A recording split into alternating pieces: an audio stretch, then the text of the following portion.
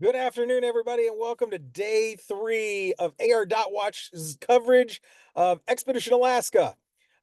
We are excited to be back with you today. There was a lot of things that happened last night. We gave you a couple of updates this morning, including an amazing video by Ron Eglin showing just the power of some of the water and some of the rapids in kind of that section that we talked about yesterday. I want to jump in and just kind of go right into the tracker. And so give me 1 second and I'll pull it up. Um, we might get joined by some people on the ground if possible. The TA is hopping right now. So um, it would be great if somebody was able to get on and kind of show. Um, but looking at the tracker, we have a lot of movement. Obviously, when we talked yesterday, teams some were still in this hike section, some were finishing up this bike section, and as you can see, this is the loop. This is called the Russian Trail, and only two teams continued on the full course today, and that is Bones and Warrior. And as you can see, Bones is up here, followed by Warrior. So just to give you an update of kind of like when they came through the last checkpoints that they hit, CP17, which is right up here, Warrior hasn't hit yet. So we'll kind of get a time difference in CP16. Bones hit it at 6:43 this morning, and Warrior hit it at 9:02. So you're talking about almost a 2.5 hour time difference there. So we'll see how that plays out as the day goes on. But those two teams are battling it out, and it ain't over. So teams are going to continue to continue to fight, and we'll see what plays out. So as you can see, the team that's actually in the front right now is Team This Ability. And I'm going to take a second right now because I am going to go off the tracker and I'm going to bring something special to everybody. So we're going to share here. I'm going to go to, this is my little secret folder here. I got to get to it now. If I can get to it. All right. So Hunter caught up with Chip Dodd today in transition. Here's what he had to say. What's going on, guys?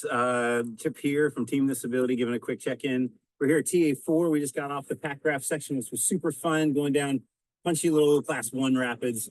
Today was amazing. The weather was perfect. It wasn't like the other day where it was raining like hell. Today was perfect. The weather was great. We had an amazing day. The trek coming around that lake, wildflowers everywhere. Lots of little bushwhacking that Hunter told us that we might expect. But next up, you're going to see a really long transition right now. We got in off the paddle, transition quick, ate some hot food. We're getting ready to go to bed at 10:30 and wake up at 1 o'clock. So this is our big sleep right now because we know we're going into a big, long bike section. And so far, I think we've only had about 45 minutes. We laid down, but when we actually asked everybody, we had about 45 minutes. So we're getting that thing where we're getting a little wonky, making some bad decisions. Not bad, but just hallucinations, sleep monsters, all that stuff that you don't want to happen in Alaska because you end up barefoot. So we're gonna, while it's safe here at the TA, we're gonna go ahead and get a good sleep, and we're gonna go out banging hard tomorrow. The big thing that we want to do is we want to hit the glacier. And so tomorrow morning when we wake up, we're really gonna look at the schedule and see, can we clear the course or do we need to start cutting points? And it doesn't matter about our standing. We really just want to do the glacier. So we might cut some points, even though it's stupid too, but we're just trying to figure out, should we cut this bike loop, maybe cut the points up by Alyeska Resort. I don't know, all that we're going to figure out in the morning, but just thank you guys for watching. It sounds like it's been an exciting race. I can't wait to go back after the race and watch all the dot watching and what's going on. We're having the time of our lives. Expedition Alaska has been amazing. Sign up for it in 2 years. Hopefully they put it on again. This has been an amazing place to visit, amazing place to race. Thank you. So there you have it from Chip Dodd, giving you a real insight into what they've been experiencing and how they've been experiencing it. I wish that I was there being able to give those same kind of updates, but it's great to hear from Chip. He seems like he's feeling pretty good. And obviously, like after a big sleep like that, they're going to continue. So we saw them on the tracker. They took off. They decided not to do that Russia loop. And I'll tell you, I think that was a really smart decision because if you look at the time that it took Bones and Warrior to do it, it took anywhere between like 8 and 10 hours. So that just saved them and banked them a ton of time that they had originally thought that they were going to do. And like we talked about yesterday, that glacier is going to be the key, and you don't want to miss that. So if you have to give up some checkpoints now, it's better to give them up now and have that time later on. Now, I want to kind of take you back to this section because he was talking about some of the bushwhacking. In my post this morning, I said go over to Hunter's page and you could see his story. Well, he downloaded the videos, so I'm gonna share them now. Um, so we're back here looking, and here are the videos from Hunter and Nick trudging through uh this stuff. We're on the trail. Yeah, this is a trail, believe it or not. Underneath it. But like if Nick just walks, he disappears within like 10 steps. And this is the trail for bushwhacking. You gotta feel the trail with your feet. It disappear. That was just wild. Super thick. Above our head grass. And this is kind of like a clearer section. We've been dealing with some really thick stuff. Like going through this. There's a bug in my mouth. But doing good. We're positive. We're trying to clear as much as we can for the teams, hopefully, and they have a better path through here. Other part.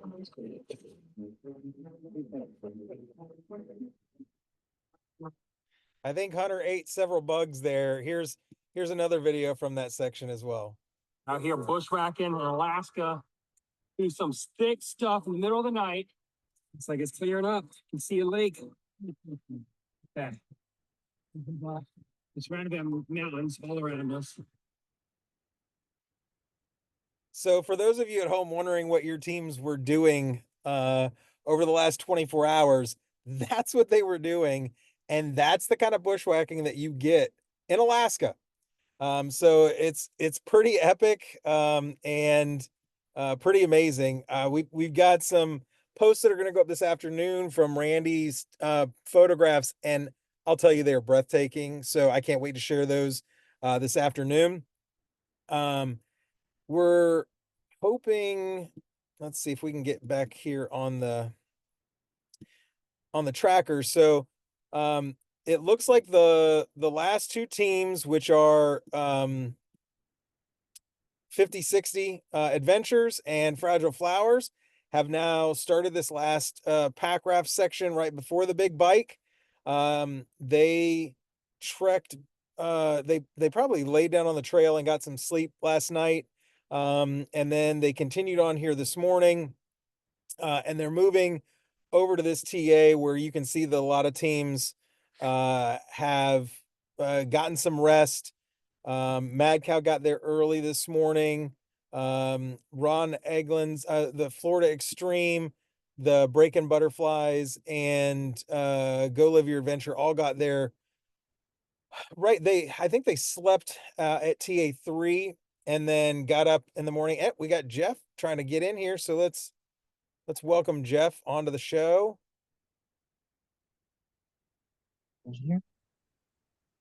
Hello. Thanks for hanging. Hello. Hey, Hey, what's happening? not much. How's it going? We can't see you yet, Let's but go. No, you're not going to want to see me now. I don't think so. Maybe you can. well, how are you? How is everything going?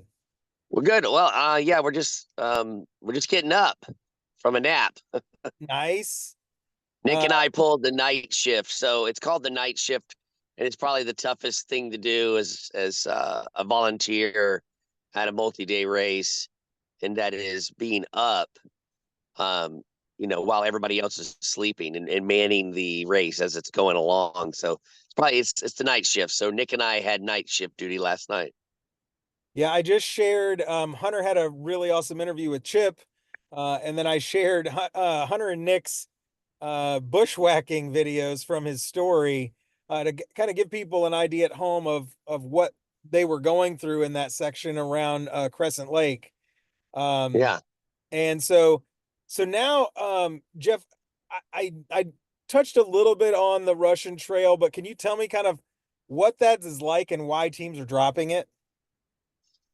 So what we wanted to do is, after day two, we wanted to basically create a loop that would keep the top teams out busy while the back of the pack and the middle of the pack teams were able to have a spot to catch up. That basically, think of a race as a snake. You got the head of the snake, which right now is Team Bones, way out in front. And then you got the rattler, which is, Fragile Flowers right now in the back. You want to, at some point in time, that snake is all the way stretched out, and it's really difficult for race staff and a race director like myself to keep track of this long snake that's going. So what we do is we want that snake to sometimes stop and go in a circle and come back so that the tail actually hits the head of the snake once, and then it stretches back out again. So that gives us a break. And so we predicted that maybe the top, 5 teams would go for that Russian, but more likely the middle of the pack and the back of the pack teams are going to just look at that and go, wow, that's a lot of effort, 40 miles of massive downhill and massive uphill mountain bike, single track. Should we go for it or save the time and just keep moving forward? So that strategy on the design helps us catch up.